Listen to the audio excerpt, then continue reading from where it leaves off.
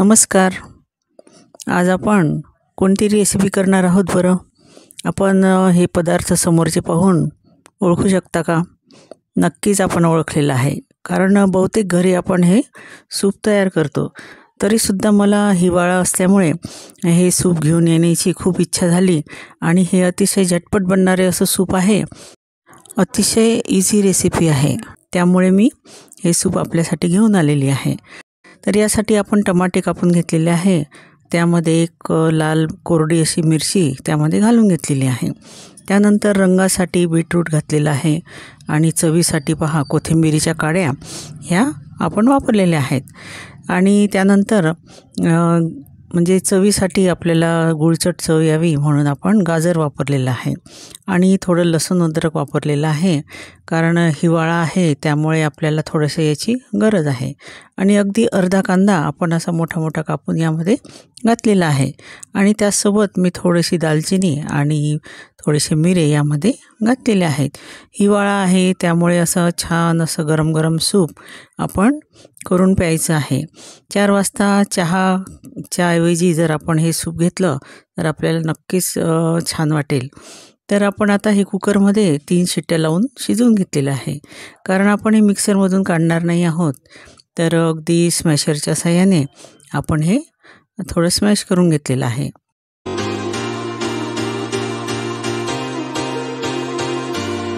आणि त्यानंतर आपण हे गाळणीने गाळून घेणार आहोत. तर या ठिकाणी थोडासा आपल्याला वेळ लागतो, बाकी अगदी झटपट असं हे सूप बनतं आणि अतिशय चवीला सुंदर असं हे सूप आहे. आणि हे सगळं जे साहित्य आहे यामध्ये आपल्याला 4 लोकांसाठी हे सूप तयार होतं.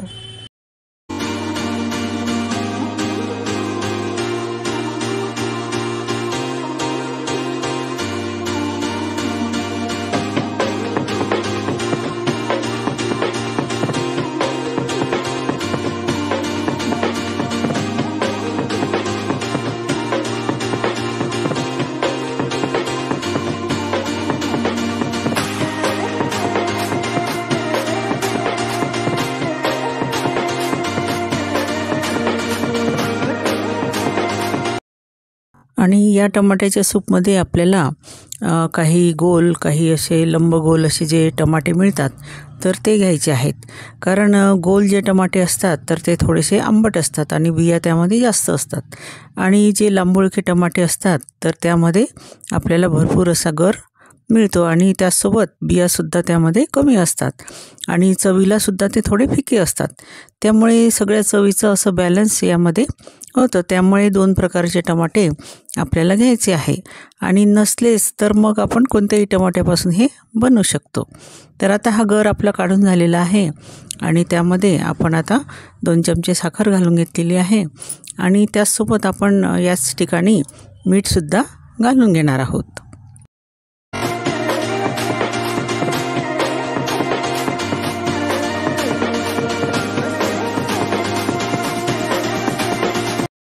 तर आता बाजूला आपण एक कढई तापत ठेवलेली आहे. त्यामध्ये 1 चमचा आपण साजूक तूप घालून घेतलेलं आहे आणि या तुपामध्ये मी थोडंसं जिरं आणि एक तेजपान हे घातलेलं आहे.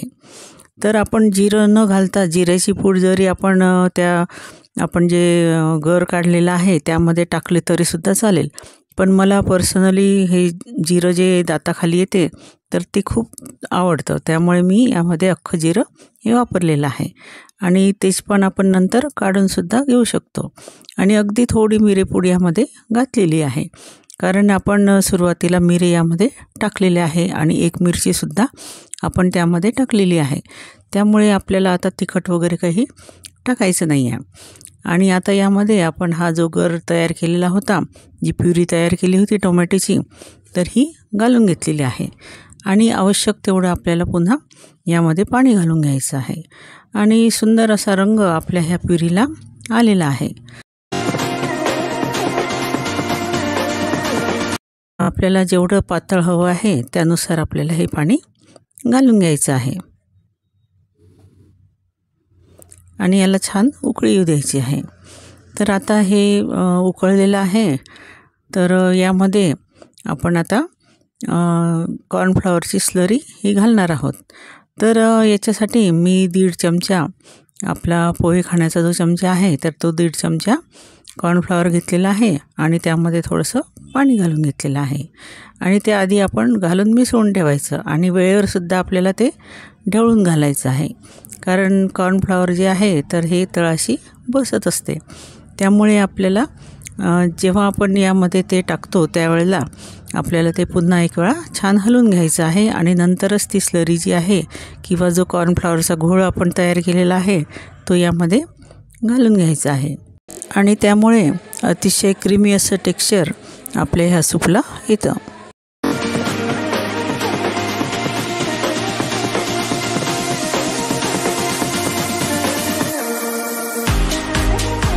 म्हणजे अगदी हॉटेल स्टाईल आपलं हे सूप जे आहे तर हे तयार होणार आहे आणि हे तयार झालेलं सूप खरोखरच अतिशय सुंदर झालेलं आहे। त्यामुळे मला त्याचं डेकोरेशन करण्याचा मोहसुद्धा आवरलेला नाही आहे। तर मी सुंदर असं डेकोरेशन त्याचं केलेलं आहे जसं हॉटेलमध्ये असते त्याप्रमाणे आणि त्यामध्ये थोडंसं तुम्ही टोस्टचे तुकडे किंवा ब्रेडचे तुकडे हे तळून किंवा शॅलो फ्राय करूनसुद्धा त्यासोबत देऊ शकता। पण मी असंच सर्व केलेलं आहे आणि अशी माझी ही गरमागरम सूपची रेसिपी आपल्याला आवडली असेल तर आपण रेसिपीला लाईक करा, शेअर करा आणि कमेंट करायला विसरू नका आणि त्याचसोबत माझ्या चॅनलला सबस्क्राईब करा आणि बेल आयकॉनचं बटन नक्की दाबा।